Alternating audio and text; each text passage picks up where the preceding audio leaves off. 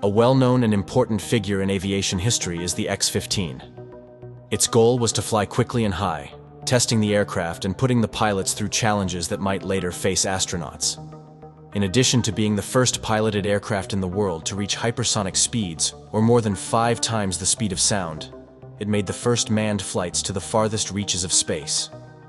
In the 1960s, the X-15 was a crucial tool in the development of spaceflight, and X-15 pilots who flew at altitudes greater than 50 miles were awarded astronaut wings. In total, 199 flights were made by the 3 X-15 aircraft between 1959 and 1968. It was a collaborative project between the U.S. Air Force, U.S. Navy, and U.S. NASA. Almost every X-15 flight experienced some sort of technical issue or malfunction. Occasionally, there were many issues on a single flight. It is remarkable that during the 1999 flights of the whole X-15 program, just one pilot, Mike Adams, perished. Mike Adams was the 12th and last pilot in the X-15 program, according to John Anderson and Richard Passman's book X-15, the World's Fastest Rocket Plane and the Pilots Who Ushered in the Space Age. Michael Adams, a veteran pilot with 6 prior X-15 flights, boarded the machine on November 15, 1967, for a mission intended to test a guidance display and carry out several experiments. He had practiced the specifics of this flight in the simulator for more than 21 hours. He descended to 45,000 feet at about 10 a.m. as usual, and then climbed to 266,000 feet. After takeoff, an electrical disturbance caused the MH-96 dampers to trip out as the plane rose to a higher altitude. The dampers were reset by Adams. To more precisely manage the experiments, he then changed the side-slip indicators mode to a Vernier attitude control mode.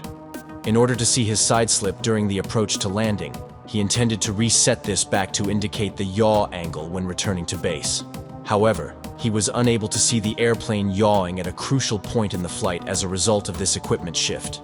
After burnout, he experimented with wing rocking while soaring, and as he neared his max altitude of 266,000 feet, the rocking became extreme. His instrument was accidentally adjusted to show pitch attitude rather than yaw. Thus, he was unaware that his yaw had drifted to 15 degrees. The aircraft began to yaw violently around 15 seconds later, and Adams informed Pete Knight that the airplane seemed squirrely. He soon after claimed that he was spinning and experiencing strong accelerations. The ground crew was unable to provide assistance since they were mostly unaware of the airplane's hypersonic spin characteristics. When Adams recovered, he was yawed 90 degrees, flying upside down, and descending at supersonic speed, according to the ground data that was later correlated with the flight data. The Minneapolis Honeywell Adaptive Flight Control System, MH-96, which is on and locked in, causes the aircraft to oscillate between its limits, up and down, preventing Adams from correcting his attitude and flying his way home. Adams pulled out of the spin, and he probably would have had a successful landing, but for the fact that the MH-96 was on and locked in.